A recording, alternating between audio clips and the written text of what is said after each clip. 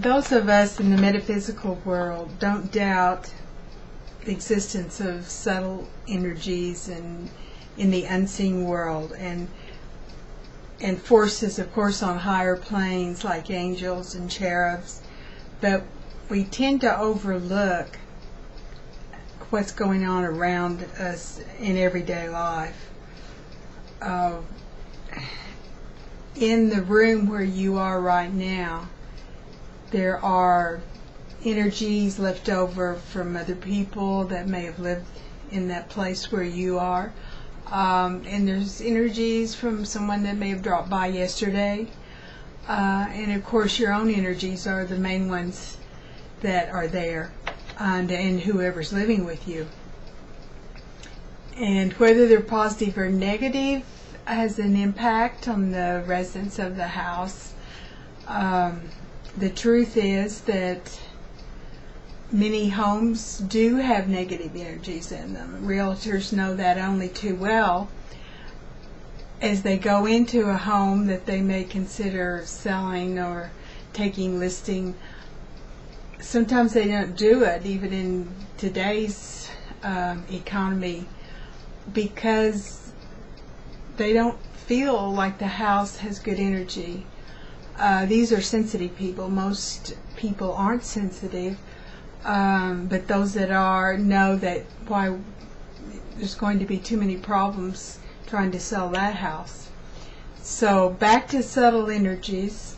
How can we determine these? How can we be more sensitive ourselves to what's going on around us? Well, that's a very good question.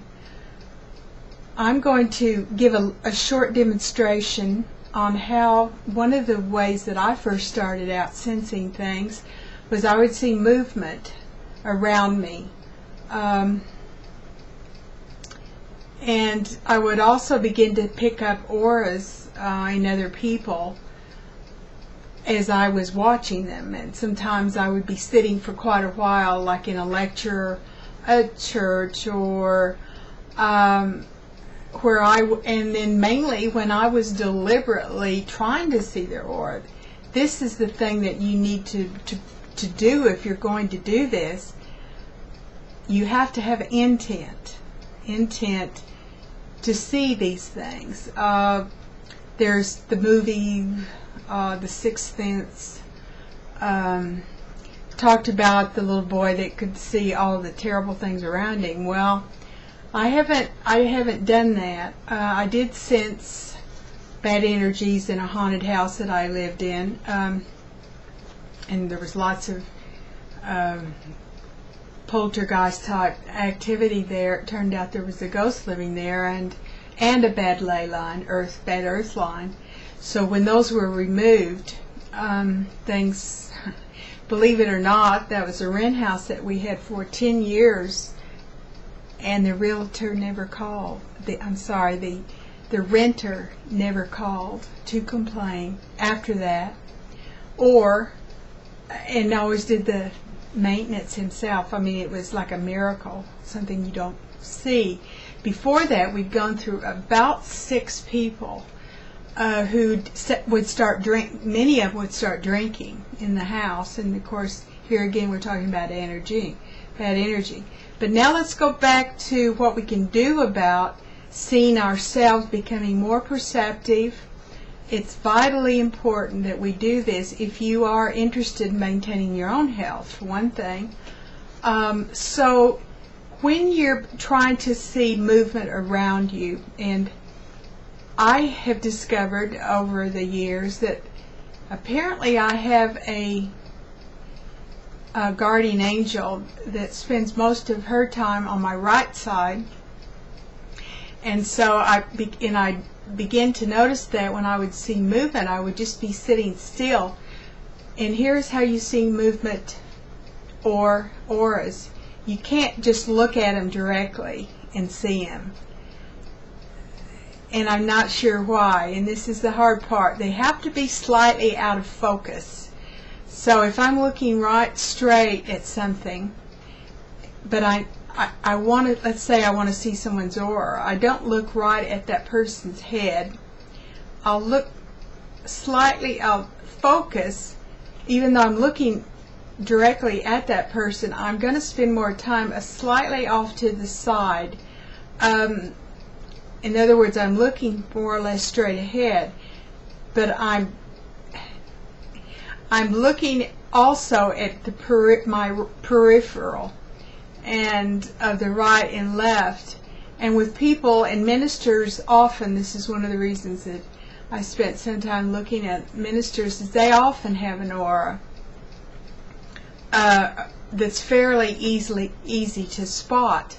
Also, professors with a blackboard behind them, which is not as common now as it used to be, even a white background, maybe a drop where they're writing on a big piece of white chart paper.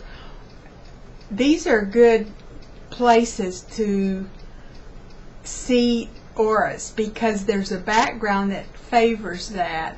If you're looking out a window, if someone's standing in front of an open window, it's very difficult to see unless they're an extremely dynamic person. It's going to be very hard to see an aura.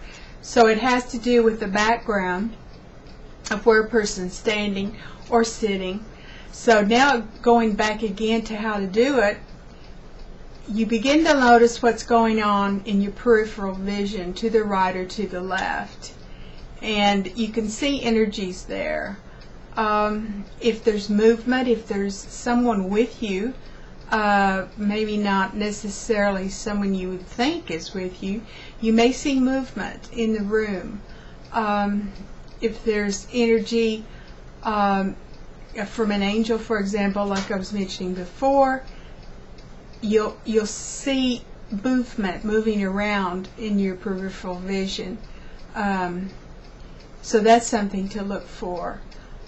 With color and auras, if you see, usually people that are talking have a blue or yellow aura, unless they're extremely spiritual, and these people will often have a purple or with some yellow gold that kind of disperses in and out of the purple. So try your luck at the next time you're sitting somewhere, and see what you can find, and I would be glad to hear your results. Thank you, and that's all for now.